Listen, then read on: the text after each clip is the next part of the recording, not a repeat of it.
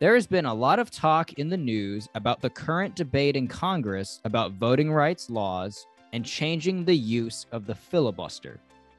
What is going on with all of this, and why does it matter for people of faith?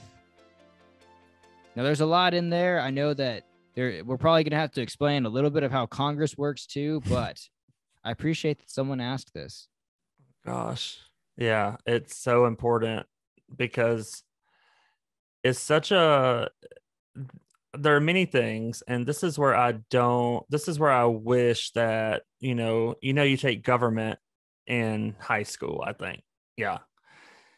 And who teaches government?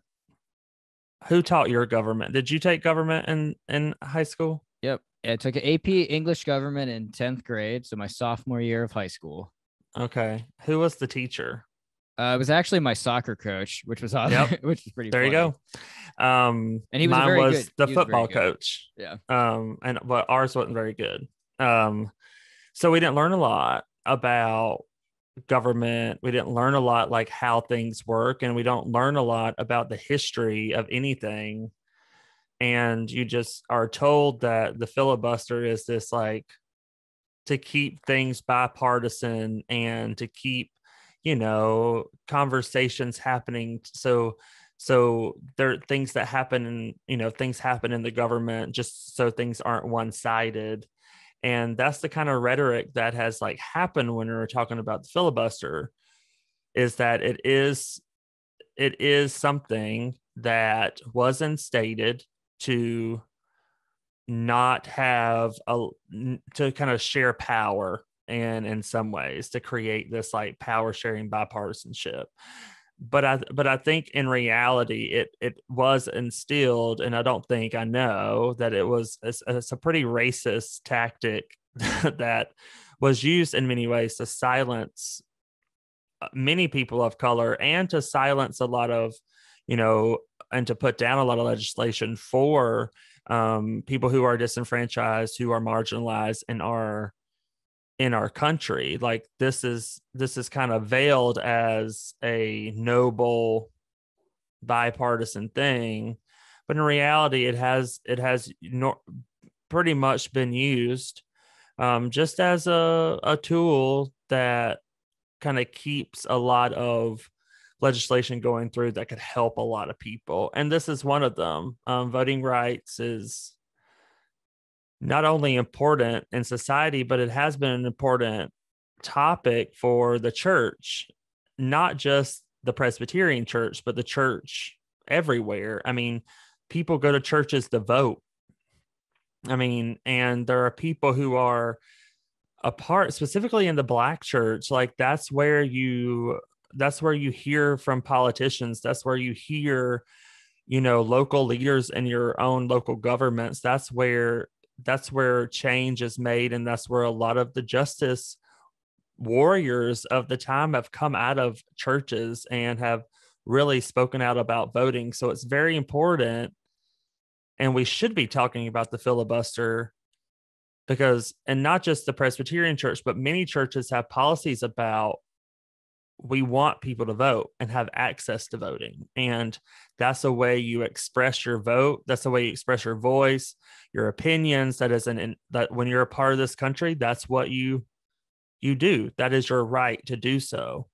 And unfortunately, there are many politicians and many ideologies that will not want you to do that.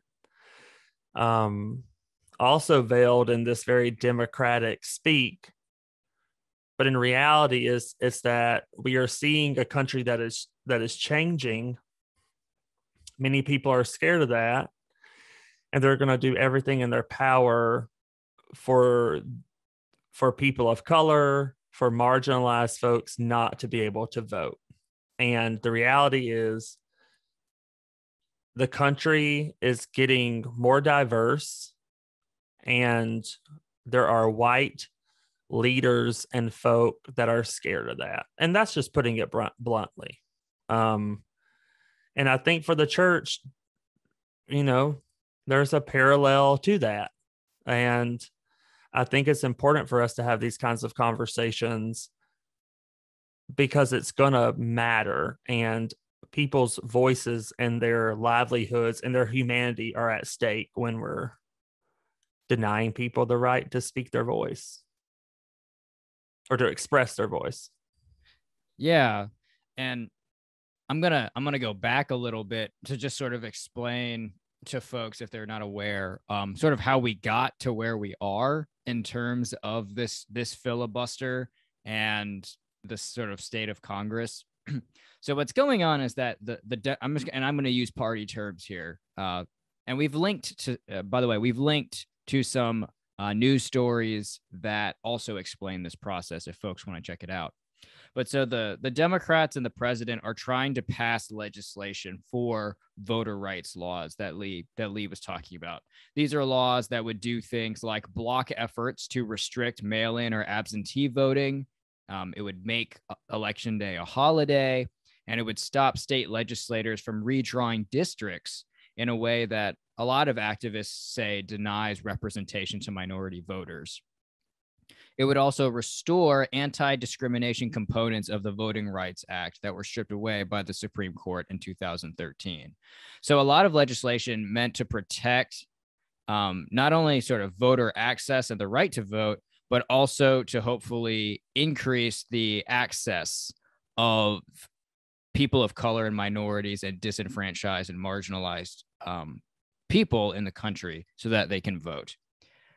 Republicans are trying to stop this legislation from being voted on and, passing by using this tactic called a filibuster.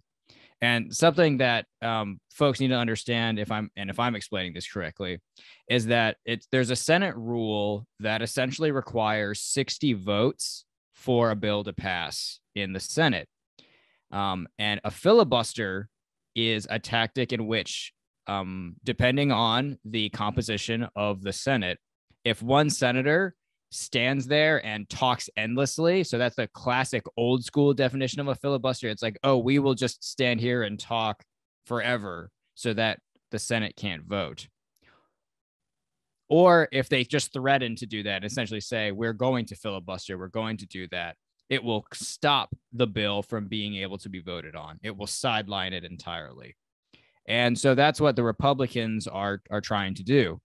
And so President Biden and the Democrats are now trying to push for legislation that would change the filibuster rules so that the legislation related to voting rights can be passed. And so that's sort of how we got to where we're at as of mid-January 2022.